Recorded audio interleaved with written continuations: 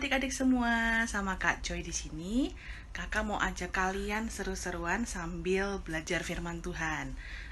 Tapi sebelumnya kakak mau tanya dulu. Kalian pernah nggak punya barang yang rusak? Atau mungkin mainan kalian yang rusak? Atau mungkin alat tulis kalian? Nah, hari ini kita mau dengerin kisah tentang jam dinding yang rusak milik seorang ayah yang dirusakin sama anaknya yang namanya Ken. Nah, apa yang terjadi? Apa yang akan Ken lakukan setelah ketahuan dia salah? Nah, kita mau ikutin kisahnya. Adik-adik perhatikan ceritanya. Nanti akan ada pertanyaan-pertanyaan yang bisa adik-adik jawab. Yuk, kita langsung lihat kisahnya. Jam yang rusak. Pada hari Sabtu pagi, ada sebuah kotak besar yang ditujukan untuk ayah. Ken dan Amy bertanya-tanya apa ya isinya. Wow, kadonya bagus sekali. Tapi ayahku belum pulang. Dia masih pergi ke toko. Sebentar lagi dia akan pulang. Tidak lama kemudian, ayah Ken pulang. Ken dan Amy hampir-hampir tidak bisa menunggu sampai ayah membuka kotak tersebut. Segera ayah membuka kotak itu, dan di dalamnya ternyata ada sebuah jam dinding yang cantik. Ayah memutar jam dinding itu dan menaruhnya di rak. Ken belum pernah melihat sebuah jam dinding seperti itu sebelumnya. Dia tidak bisa melepaskan pandangannya dari jam tersebut. Ayah melihat bagaimana Ken menatap jam tersebut dan berkata kepadanya, Ken, jangan bermain-main dengan jam itu ya, nanti bisa rusak. Ayah mau pergi main golf dulu ya. Bye, sampai ketemu nanti. Lalu ayah pergi bermain golf dengan seorang teman. Ibu dan Amy pergi berbelanja. Ken ditinggal sendirian selama beberapa saat. Apa yang dipikirkan oleh Ken? Dia sedang memikirkan jam dinding itu. Segera Ken bermain-main dengan jam dinding itu dan berpikir, Tidak mungkinlah, aku tidak akan merusakkannya. Aku cuma ingin tahu kok bagaimana cara kerjanya. Ken sedang menikmati bermain-main dengan jam itu ketika dia mendengar suatu suara yang aneh dari dalam jam itu. Jam itu berhenti berputar. Ken berusaha terus untuk membuatnya berdetak lagi, tapi gagal. Jam dinding itu rusak. Ken sangat putus asa. Tak lama kemudian ayah pulang. Dengan segera, ayah mengetahui bahwa jam dinding itu tidak berdetak lagi. Dia bertanya kepada Ken, Ken, apa kamu tadi bermain-main dengan jam ayah? Ya ayah, tadi aku memainkannya. Tapi aku tidak sengaja merusakkan jam ayah. Ayah tahu kamu tidak sengaja merusakkannya, tapi kamu sudah tidak taat kepada ayah. Harusnya kamu tidak memegang jam itu. Sekarang kamu tidak boleh main keluar. Kamu masuk ke kamar saja sampai ayah panggil kamu lagi. Ken tidak merasa bahagia sama sekali. Dia tahu bahwa ayah tidak suka dengan kelakuannya. Dia juga tahu bahwa Tuhan Yesus tidak menyukai kelakuannya karena dia tidak mentaati ayahnya. Nah, adik-adik, pasti Ken sangat sedih banget ya, dihukum tidak boleh main keluar. Walaupun ayah Ken sangat sayang sama Ken, tapi karena Ken tidak taat, dia tetap harus dihukum. Adik-adik pernah nggak berbuat salah sama papa atau mama? Apa yang adik-adik lakukan coba? Minta maaf? Atau menangis? Atau marah? Alkitab mengatakan kalau kalian salah, kalian harus cerita sama Tuhan Yesus. Kalian harus minta ampun sama Tuhan Yesus. Nah, apa yang akan Ken lakukan ya setelah ini? Kita lanjutin aja yuk kisahnya. Tuhan, ampuni aku. Aku menyesal karena sudah tidak taat kepada papaku. Lalu ayah masuk ke dalam kamar Ken. Begitu Ken melihat ayahnya, dia mulai menangis dan berkata,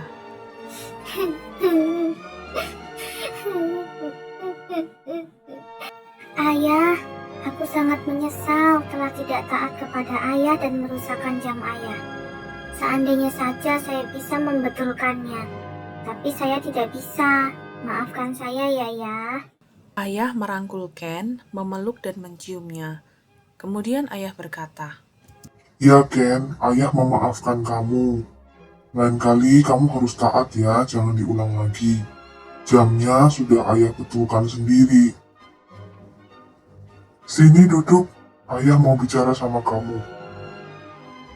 Waktu Ken tidak taat sama ayah, kamu tetap anak ayah, dan ayah tetap mengasihi kamu. Tapi, karena kamu tidak taat, hubungan kita jadi tidak enak. Itulah yang terjadi kalau kamu tidak taat kepada Bapa Surgawi kita. Kita tetap menjadi anak-anaknya, dan dia tetap mengasihi kita. Tapi, dosa-dosa kita menjadi penghalang antara Allah dengan kita. Allah tidak suka kelakuan dosa kita, dan kita juga jadi tidak enak hati. Allah mengatakan di dalam Alkitab, kita perlu mengakui dosa-dosa kita kepadanya.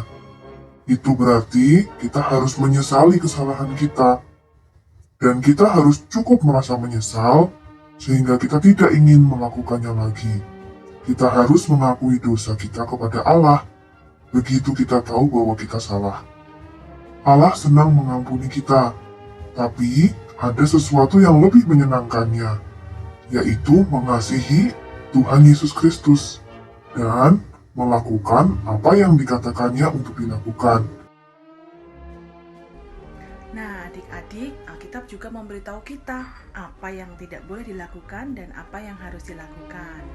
Kita bisa tahu nih kalau kita lagi berbuat salah atau tidak taat kepada Tuhan karena ada ayat yang mengatakan, "Hai anak-anak, taatilah orang tuamu di dalam Tuhan, karena haruslah demikian." Tapi gimana ya caranya supaya kita bisa tahu apa yang boleh dilakukan dan yang tidak boleh dilakukan? Kakak punya ide. Kita harus selalu bertanya, apakah Tuhan Yesus senang kalau aku melakukan ini? Kalau Tuhan Yesus senang, ya kalian boleh lakukan. Kalau Tuhan Yesus kira-kira tidak senang, ya jangan dilakukan. Aktivitas di rumah, adik-adik siapkan 3 gelas transparan, minyak bekas, air putih, sendok, dan label untuk gelas. Campurkan air dan minyak ke dalam gelas yang kosong, lalu aduk-aduk menggunakan sendok. Adik-adik bisa melihat bahwa air dan minyak tidak dapat menyatu. Sekalipun kita aduk berkali-kali, tetap minyak dan air tidak akan pernah dapat menyatu. Kenapa ya bisa begitu? Karena minyak adalah senyawa nonpolar, sedangkan air adalah senyawa polar. Senyawa nonpolar tidak dapat bercampur dengan senyawa polar. Nah, seandainya air tadi ibarat hadirat Tuhan dan minyak tadi adalah dosa-dosa kita, Tuhan tidak menyukai dosa. Jika kita ingin Tuhan ada di pihak kita dan kita tinggal di dalam hadirat Tuhan, maka kita harus menyingkirkan semua dosa-dosa kita. Ayo coba jawab pertanyaan ini. Apa yang ada di dalam kotak yang diterima ayah? A. Jam dinding. B. Jam tangan.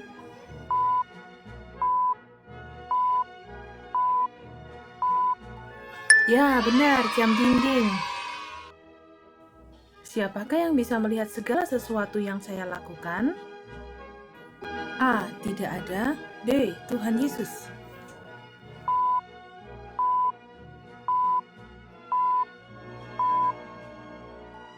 Ya, Tuhan Yesus. Tidak taat membuat saya tidak bahagia. Saya harus bagaimana? A. Minta ampun kepada Tuhan dan berjanji mau selalu taat. B. Mengulang lagi dosa tidak taat.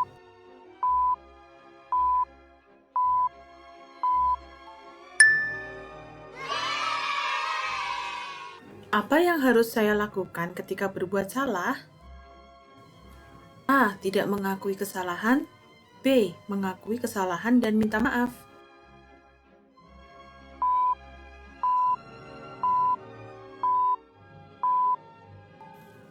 Ya, mengakui kesalahan dan minta maaf. Wah, adik-adik hebat semua bisa menjawab pertanyaan dengan tepat. Sekarang waktunya menghafal ayat hafalan kita dari Mazmur 119 ayat 160. Dasar firman-Mu adalah kebenaran.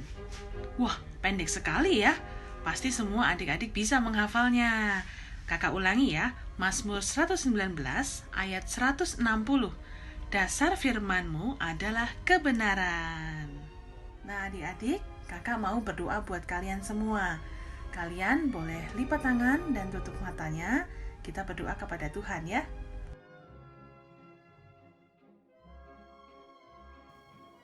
Tuhan Yesus, ampuni saya yang kadang tidak taat kepada papa mama. Saya berjanji akan selalu taat. Saya mau mengakui kesalahan dan minta maaf. Tuhan Yesus, ingatkan saya melalui firman-Mu agar saya selalu taat. Di dalam nama Tuhan Yesus. Amin. Adik-adik, ada satu pertanyaan lagi yang harus kalian jawab. Nanti kalian jawabnya di komen di bawah ini ya. Pertanyaannya adalah, bagaimana kita bisa melakukan yang baik, bukan yang jahat?